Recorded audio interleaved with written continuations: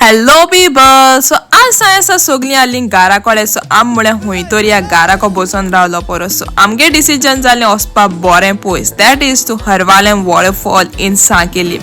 So time waste करनासतना बायका petrol बी घान नेसन बी आमी नियरली 1 hour का रायड करून थिंग पावली. आनी पावता कितें रे इतू लोकांगे बायक आनी गाडी चोयन हांवें म्हळें आज सामको लो किंग बंपर आहा म्हण. आनी वयर चोट व्ह्यू चोयाय तुमी दाखयत तुमकां. Oh my God